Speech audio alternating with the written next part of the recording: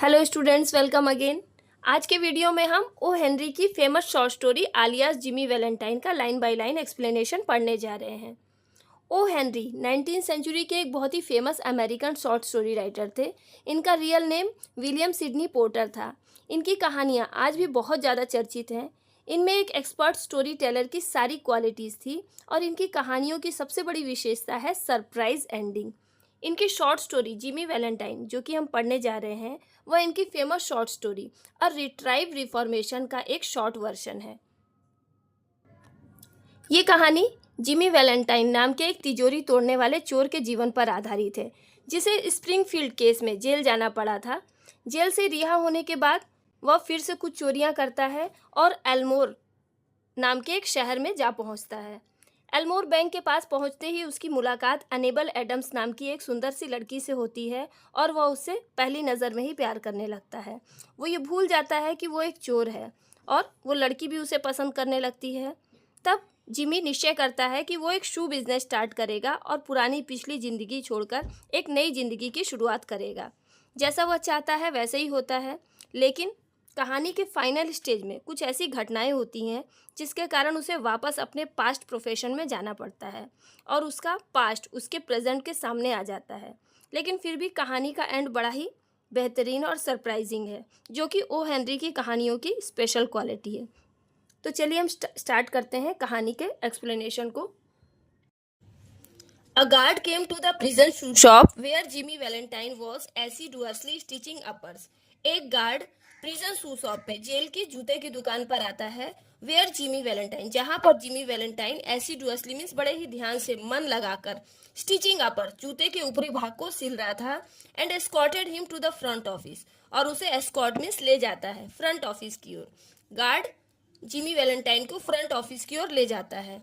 There the warden handed Jimmy his pardon, वहां पर warden जो था, जेलर जो था, वो जिमी को उसका पार्डन लेटर देता है, उसका क्षमा पत्र देता है, which had been signed that morning by the governor, जिस पर उसी सुबह गवर्नर का साइन किया गया था। मीन्स गवर्नर के द्वारा जिमी को पार्डन दिया गया था, उसकी सजा माफ कर दी गई थी।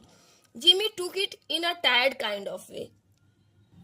Tired kind of way means एकदम बिना खुश हुए, एकदम बिना उत्साह के वो उसे पार्डन को लेता है। उसकी तो सजा माफ कर दी गई थी, लेकिन फिर भी वो बिना खुश हुए पार्डन लेता है। क्यों? He had serve nearly 10 months of a 4 year sentence. जिमी को 4 years की 4 साल की सजा हुई थी, जिसमें से वो 10 months जेल में बिता चुका था। He had expected to stay only about 3 months at the longest, लेकिन उसने उम्मीद की थी कि उसे ज्यादा से ज्यादा 3 month ही जेल में रहने पड़ेंगे, लेकिन वो 10 month रह चुका था, इसलिए उसको कोई खुशी नहीं थी, कोई जोश नहीं था बाहर निकलने का। When a man with as many friends on the outside as Jimmy Valentine had is received in the star, it is hardly worthwhile to cut his hair.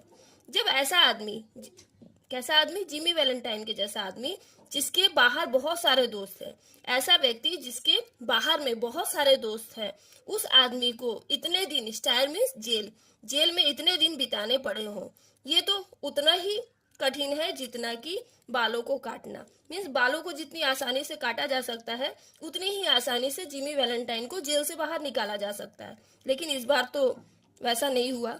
वो सोचा था कि 3 month में ही उसे बाहर निकाल लिया जाएगा, लेकिन वो 10 month बिता चुका था, इसलिए वो उतना खुश नहीं था।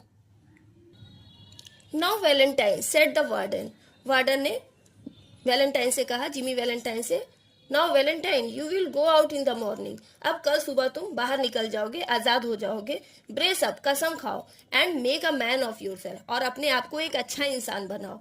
You are not a bad fellow at heart, तुम दिल से बुरे आदमी नहीं हो। स्टॉप क्रैकिंग सेफ्स, तिजोरियां तोड़ना छोड़ दो, एंड लिव स्ट्रेट, और सीधा साधा जीवन बिताओ। मी सेड जिमी, जिमी कहता है कौन? मैं? सरप्राइज होके, आश्चर्यचकित होके बोलता है, कौन? मैं? Why I never cracked a safe in my life, क्यों? मैंने तो कभी कोई तिजोरी तोड़ी ही नहीं। सेफ मीन्स तिजोरी, कभी तो मैंने कोई तिजोरी तोड़ी ही नहीं। Oh no, laughed the warden, warden हंसता, अरे अच्छा अच्छा, नहीं, ऑफ कोर्स नॉट, नहीं नहीं, तुमने थोड़ी ना तिजोरी तोड़ी है। लेट्स सी नाउ, अच्छा बताओ तो, how was it you happen to get sent up on that Springfield job, तो ऐसा क्यों हुआ तुमको स्प्रिंगफील्ड केस में, स्प्रिंगफील्ड जगह का नाम है, उस केस में तुम्हें जेल क्यों भेज दिया गया, तुम्हारे साथ ऐसा क्यों हुआ?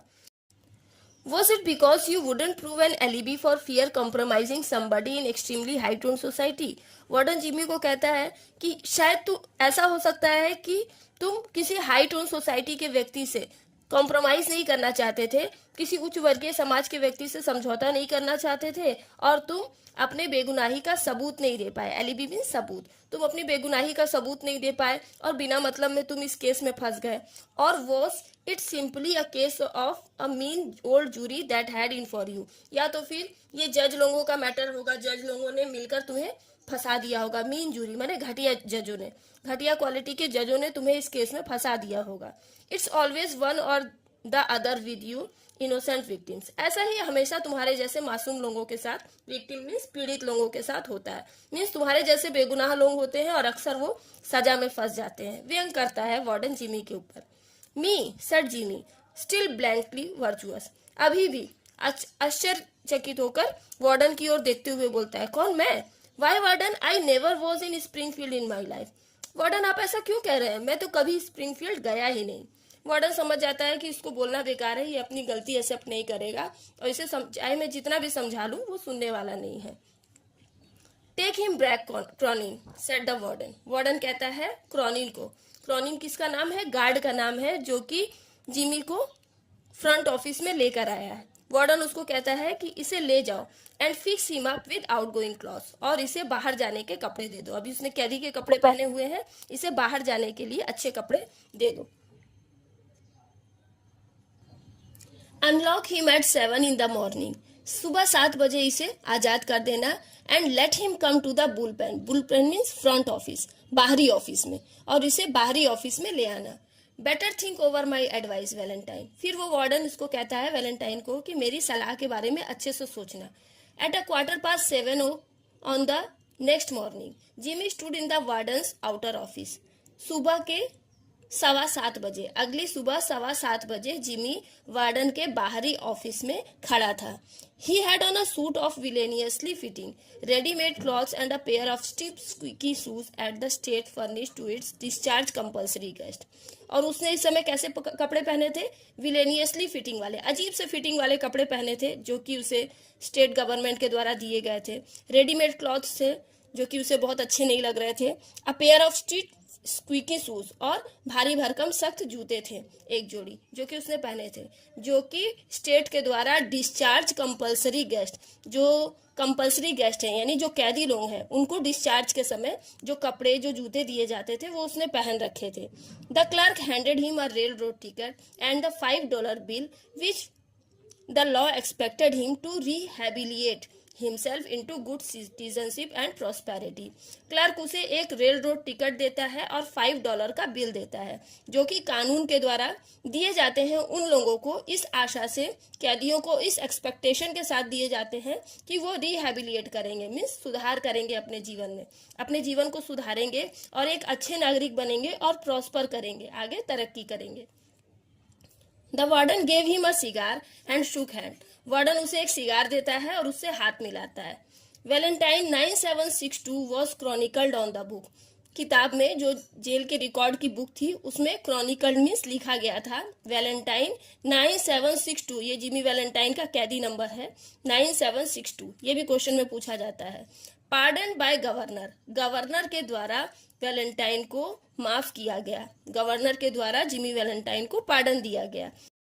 And mister James Valentine walked out into the sunshine, और मिस्टर जेम्स वैलेंटाइन आजाद हो जाते हैं और सूरज की रोशनी में बाहर निकलते हैं। Disregarding the song of the birds, the waving of green trees, the smell of flowers, Jimmy headed straight for a restaurant. पक्षियों के गीत को अनसुना करते हुए, लहराते हरे हरे पेड़ों को अनदेखा करते हुए और फूलों की सुगंध को अनदेखा करते हुए जिमी सीधे एक रेस्टोरेंट की ओर जाता है। There he tasted the first sweet joys of liberty in the shape of a broiled chicken and a bottle of white wine followed by a cigar. और सीधे हर चीज को इग्नोर करते हुए सबसे पहले जिमी रेस्टोरेंट में जाता है और वहां पर आजादी का पहला स्वाद चखता है। किस रूप में? ब्रॉयल्ड चिकन, भुने हुए चिकन, एक बोतल सफेद वाइन और एक cigar. A great better than the one the warden has given him. जो वार्डन ने उसे सिगार दिया था उससे बढ़िया क्वालिटी का सिगार लेता है। इस तरह से वो आज़ादी का अपना पहला स्वाद चखता है। किस रूप में? Chicken, a bottle of white wine और a grade better cigar than the warden given him. From there he proceeded leisurely to the depot. और उसके बाद वो प्रोसीड करता है, आगे बढ़ता है लीजरली, बिल्कुल आराम से, डिपोट यानी स्टेशन की तरफ। He tossed a quarter into the hat of a blind man sitting by the door and boarded his train. और एक कॉइन उछालकर एक अंधे आदमी के हैट में डालता है, टॉस करके, उछाल के, एक अंधा आदमी जो कि ट्रेन के दरवाजे के बाहर बैठा हुआ था उसके हैट में उछाल के डालता है और ट्रेन में चढ़ जाता है। 3 hours set him down in a little town near the state line। और उसी स्टेट लाइन में, सीधी लाइन में 3 घंटे ट्रेवल करने के बाद वो एक जगह पहुंचता है। He went to the cafe of one Mike Dolan and shook hands with Mike who was alone behind the bar। वो वहां पर एक माइक डोलन नाम के व्यक्ति के कैफे में जाता है, उससे हाथ मिलाता है जो कि बार के पीछे बिल्कुल अकेला था। Sorry we could not make it sooner Jimmy me boy said Mike. Mike Jimmy से कहता है कि मुझे माफ कर दो, मैं तुम्हें जल्दी बाहर नहीं निकलवा पाया। मेरे बेटे, तुम मुझे माफ कर दो, मैं तुम्हें जल्दी जेल से बाहर नहीं निकलवा पाया। But we had the protest from Springfield to buck against. लेकिन स्प्रिंगफील्ड केस जिसमें तुम्हें की जेल में भेजा गया था उसके लिए हमने बहुत ही प्रोटेस्ट किया था, बहुत ज़्यादा विरोध किया था। एंड द गवर्नर नियरली बाग। और कुछ समय के लिए गवर्नर जो है वो भी बाग में विचलित हो गया था। फीलिंग ऑल राइट, अब तुम ठीक हो? फाइन, जिमी कहता है, हाँ मैं ठीक हूँ। गॉट माई की, मेरी चाबियाँ कहाँ हैं? ही गॉट हिज की एंड वेंट अपस्टेयर्स। वो चाबियां लेता है माइक से और ऊपर सीढ़ियों से ऊपर जाता है। Unlocking the door of the room at the rear. Rear means पीछे, और पीछे की ओर एक दरवाजा जो था उसे अनलॉक करता है। Everything was just as he had left. सब कुछ वैसा ही था जैसे कि वो छोड़ कर गया था। There on the floor was still Ben Price collar button that had been torn from the eminent detective's shirt band when they had overpowered Jimmy to arrest him। अभी भी फर्श पर बेन प्राइस का कॉलर बटन पड़ा हुआ था। Ben price कौन है? एक एमिनेंट डिटेक्टिव है, बहुत ही फेमस जासूस है। उसके शर्ट से वो कॉलर बटन टूटकर गिर गया था। कब? जब वो जिमी को अरेस्ट करने आया था, जबरदस्ती जिमी को अरेस्ट करके लेके जा रहा था, तो उसी छीना झपटी में उसका कॉलर बटन उस समय टूटकर गिर गया था और अभी भी वो कॉलर बटन फर्श पर पड़ा हुआ था। Pulling out from the wall of folding bed, Jimmy slid back a panel in the wall and dragged out a dust covered suitcase. दीवार से एक फोल्डिंग बेड को हटाकर जिमी दीवार पर लगे एक पैनल को हटाता है और उसमें से एक डस्ट कवर्ड, धूल से सना हुआ सूटकेस निकालता है। He opened this and gazed fondly at the finest set of burglars tool in the East. और वो सूटकेस खोलता है और उसमें बड़े ही शौक से उन चीजों को देखता है जो कि सूटकेस में थी। क्या चीजें थी? Finest set of burglars tool, चोरी का सबसे बढ़िया सामान। ईस्टर्न स्टेट में सबसे अच्छा चोरी का सामान उसके पास था, चोरी करने का सामान था। It was a complete set made of specially tempered steel. और वो एक पूरा का पूरा सेट था जो कि टेम्पर्ड स्टील से बना था, एकदम चमकदार पॉलिश्ड स्टील से बना था। The latest design in drills, punches, braces and bits, Jimmy's clamps and augers, with 2 or 3 novelties invented by Jimmy himself, in which he took pride। और वो जो बर्गलर्स टूल था उसमें punching machine, brace and bit, Jimmy का clamps, auger, छेद करने वाली machine, कई तरह की चीजें थी जिससे कि वो चोरी करता था। उसमें से 2-3 तरह की नोवेलिटीज उसने खुद अपने हाथ से बनाई थी, खुद इन्वेंट की थी। और इन चीज़ों पर जिमी को बहुत ही गर्व था। इन चीज़ों के द्वारा ही वो बड़े ही आसानी से चोरी करता था, तो इस पर उसे बहुत ही प्राइड था। Over $900 they had cost him to have made it. और उन चीज़ों को, उस बर्गलर स्टूल को बनाने में उसे $900 से भी ज़्यादा खर्च करने पड़े थे। A place where they make such things for the profession. और वहाँ से उसने वो चीज़ें बनवाई थी जहाँ पर इस प्रोफेशन के लिए चीज़ें बनती हैं। मीन्स चोरी का सामान जहाँ पर तैयार होता है वहाँ से वो इन चीज़ों को लेकर आया था। In half an hour Jimmy went down stairs and through the cafe. और आधे घंटे बाद जिमी सीढ़ी से नीचे उतरता है और कैफे में जाता है। He was now dressed in tasteful and well-fitting clothes। अब उसने एकदम अच्छे तरह से वेल फिटिंग क्लॉथ्स पहने हुए हैं, अपने मन मर्जी लायक कपड़े पहने हैं। And carried his dusted and clean suitcase in his hand. और अपना वो सूटकेस जो कि डस्टेड था, धूल से सना हुआ था, अब उसे साफ करके वो सूटकेस अपने हाथ में लेकर आया है। Got anything on? asked Mike Dolan genially। McDonald उत्सुकता पूर्वक पूछता है कि क्या कुछ दिमाग में चल रहा है। Me said Jimmy in a puzzle tone. Jimmy एकदम पजल्ड होते हुए बोलता है, कौन, मैं? आई डोंट अंडरस्टैंड, मुझे नहीं पता आप क्या बोल रहे हो, मैं नहीं समझा। I am representing the New York Amalgamated Short Snap Biscuit Cracker and Frazzled Wheat Company. मैं तो न्यूयॉर्क का famous Amalgamated Short Snap Biscuit Cracker और फ्रेजल्ड व्हीट कंपनी का रिप्रेजेंटेशन करना जा रहा हूँ, मीन्स उसका एडवर्टीजमेंट करने जा रहा हूँ। This statement delighted Mike to such an extent that Jimmy had to take a seltzer and milk on the spot.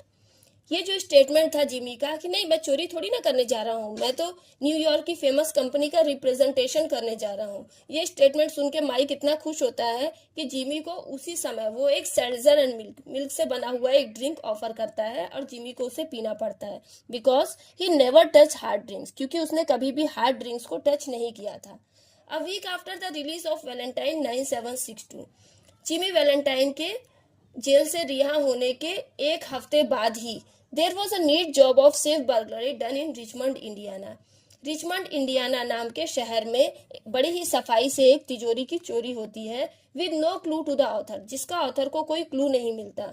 A scant $800 was all that was secured, और उससे कितने पैसे निकाले गए थे? लगभग $800 उस चोरी में गायब हुए थे।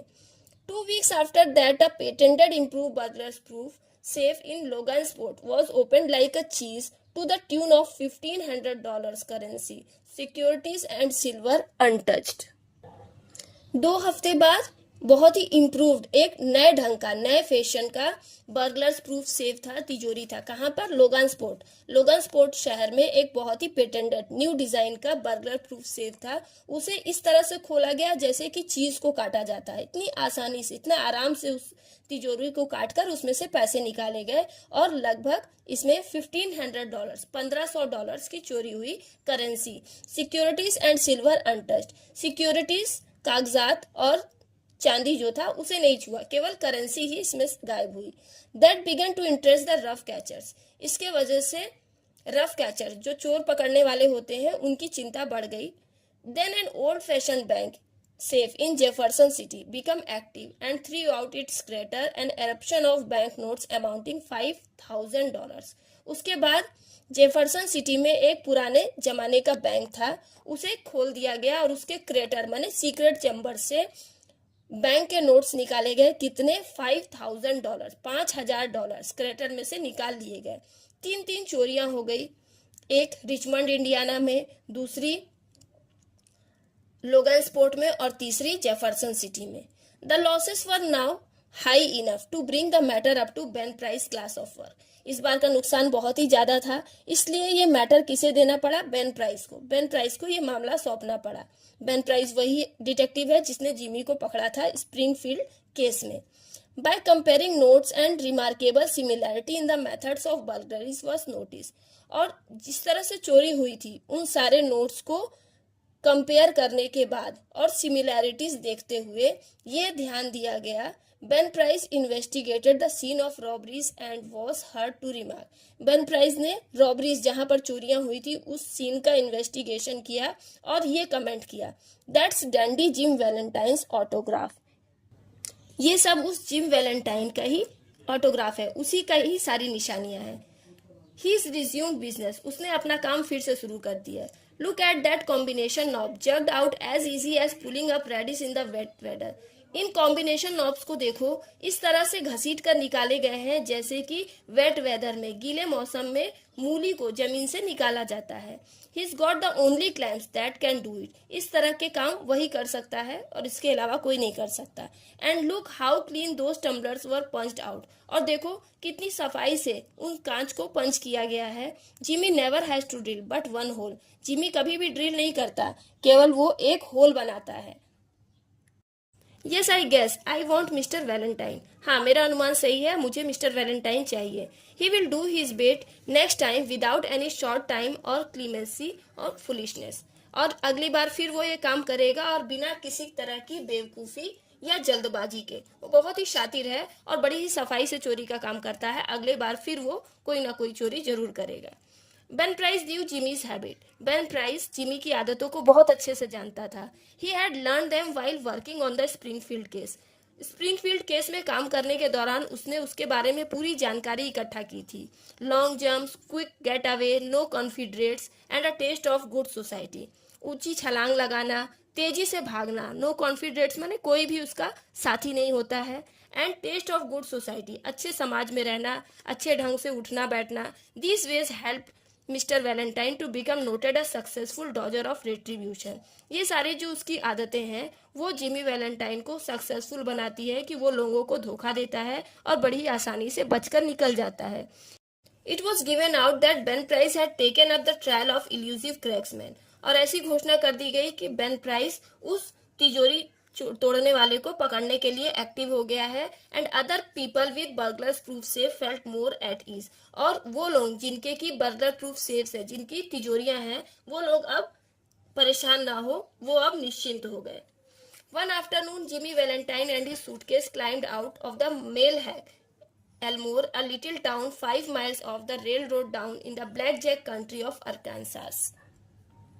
एक दोपहर जिमी वैलेंटाइन अपने सूटकेस के साथ एक ट्रेन में चढ़ा और एल्मोर के एक छोटे से शहर 5 माइल्स रेल रोड से 5 मील की दूरी पर एक ब्लैक जैक कंट्री है अरकानसास की, वहां पर उतरा। Jimmy looking like an athlete young senior just home from college. Jimmy देखने में कैसा लग रहा था? एक एथलीट, एक खिलाड़ी की तरह लग रहा था जो कि अभी कॉलेज से घर की ओर जा रहा है। Went down the board side walk toward the hotel. और वो एक साइड वॉक पर चलते हुए एक होटल की ओर आगे बढ़ रहा था। A young lady crossed the street past him at the corner and entered a door over which was signed the Elmore Bank. एक नौजवान लेडी सड़क क्रॉस करती है, उसके सामने से गुजरती है और एक दरवाजे में एंटर करती है जिस पर लिखा था the Elmore bank. Jimmy Valentine look into her eyes, forget what he was and become another man. Jimmy Valentine उसकी आंखों में देखता है और अपने आप को भूल जाता है और एक दूसरा इंसान बन जाता है। वो भूल जाता है कि वो एक चोर है और वहां पर वो चोरी के मकसद से आया है। उसे देखकर वो आकर्षित होता है। She lowered her eyes and coloured slightly. वो अपनी नजरें झुका देती है और थोड़ा शर्मा जाती है। Young man of Jimmy style and looks were scarce in Elmore. Jimmy के स्टाइल वाला और जिमी के जैसे लुक वाला एक नौजवान आदमी, स्कार्स माने बहुत ही रेयर था, एल्मोर में दिखाई नहीं देता था। जिमी बहुत ही देखने में अट्रैक्टिव था, तो उसे देखकर वो शर्मा जाती है, वो लड़की भी अट्रैक्ट होती है। Jimmy collared a boy that was loafing on the steps of the bank as if were one of the stockholders. Jimmy एक लड़के को बुलाता है जो बैंक की सीढ़ियों के पास इधर उधर घूम रहा था और उसे इस तरह से उससे बात करता है जैसे कि वो कोई स्टॉक होल्डर है, and began to ask him questions about the town. शहर के बारे में उससे क्वेश्चंस पूछने लगता है। Feeding him dimes at intervals. और बीच बीच में उसे कुछ पैसे भी देता है जिससे कि वो उसे जानकारी दे। By and by the lady come out. तभी क्या होता है, थोड़ी देर बाद वो लेडी बाहर आती है, looking royally unconscious of the young man with the suitcase and went her away. और उसके तरफ बड़े ही आकर्षक अंदाज में जिमी की ओर देखती है और अनकॉन्शियस हो जाती है, अपनी सुध बुध खो बैठती है, फिर वो वहां से चली जाती है। Isn't that young lady Polly Simpsons? asked Jimmy with spacious guile. Jimmy बड़े ही चालाकी भरे अंदाज में उस लड़के से पूछता है कि क्या ये यंग लेडी पॉली सिम्पसन्स नहीं है? No, said the boy. लड़का कहता है नहीं, शी इज अनेबल एडम्स। इसका नाम अनेबल एडम्स है। थोड़ा चालाकी भरे अंदाज में पूछता है, डायरेक्टली वो उस लड़की का नाम नहीं पूछता है। वो जानता है कि अगर वो गलत नाम बोलेगा तो वो उसे सही नाम बता देगा। तो लड़का बताता है कि इसका नाम अनेबल एडम्स है। हर पा ओन्स दिस बैंक। उसके फादर इस बैंक के ओनर है। किस बैंक के? एल्मोर बैंक के, जहां वो एंटर की थी। Why would you come to Elmore for? अब वो लड़का पूछता है तुम एल्मोर क्यों आए हो? Is that a gold watch chain? क्या ये तुम्हारे वॉच की चेन सोने की है? I am getting to get a bulldog. मैं थोड़ा लालची हो रहा हूँ, मीन्स उसे और ज्यादा पैसे या रिश्वत की जरूरत है। Got any more dimes? और पैसे हैं क्या? मीन्स वो उसे इतनी जानकारी दे रहा है तो उसके बदले उसे और पैसे देने होंगे। Jimmy went to the Planters hotel, registered as Ralph D Spencer and engaged a room. वहां से जिमी प्लेंटर्स होटल, होटल का नाम है, प्लेंटर्स होटल की ओर जाता है और वहां पर अपना नाम राफ डी स्पेंसर ये रजिस्टर करवाता है और एक कमरा बुक करता है। He leaned on the desk and declared his platform to the clerk. वो डेस्क पर झुकते हुए क्लर्क को अपना प्लेटफॉर्म मीन्स अपना उद्देश्य बताता है कि वो किस मकसद से यहाँ पर आया है। क्या बताता है वो? He said that he had come to Elmore to look for a location to go into business. वो उसे बताता है कि वो एल्मोर आया है एक बिजनेस का लोकेशन देखने के लिए. How was the shoe business now in the town? और फिर वो क्लर्क से पूछता है कि शू बिजनेस, जूते का बिजनेस यहाँ पर शहर में कैसा रहेगा. He had thought of the shoe business, क्योंकि वो शू बिजनेस स्टार्ट करने के लिए सोच रहा है. Was there any opening? क्या यहाँ पर कोई शुरुआत हो सकती है शू बिजनेस की. The clerk was impressed by the clothes and manners of Jimmy. Jimmy के कपड़ों और तौर तरीकों से क्लर्क इम्प्रेस्ड हो जाता है, उससे बहुत ही प्रभावित होता है. He himself was something of a pattern of fashion to the thinly glided youth of Elmore. क्योंकि जब वो यूथ था तो इस तरह के फैशन का उसे भी शौक था, इस तरह का फैशन वो भी पसंद करता था. But he now perceived his short coming. लेकिन अभी वो कुछ कमियों से गुजर रहा था, आर्थिक तंगी से गुजर रहा था. While trying to figure out Jimmy's manner of tying his four in hand, he cordially give information. और जिमी के तौर तरीकों की नकल करते हुए वो उसे कॉर्डियली, दिल से सारी जानकारी उस शहर के बारे में दे देता है. स्टोरी के फर्स्ट पार्ट को मैं यहीं पे रोकती हूँ. और इस पार्ट में हमने देखा कि किस तरह से जिमी वैलेंटाइन, जो कि एक फेमस बर्गलर था, वो एक अच्छा इंसान बनने की ओर आगे बढ़ रहा है. इसके आगे की कहानी और भी ज़्यादा इंटरेस्टिंग है और उसमें कुछ सस्पेंस भी जुड़ा हुआ है जो कि लास्ट में खुलेगा, जो कि आप पढ़ेंगे तो आपको पता चलेगा. वीडियो कैसी लगी ये मुझे कमेंट करके बताएं, साथ ही साथ वीडियो को लाइक करें. मिलते हैं अगली वीडियो में. Thank you.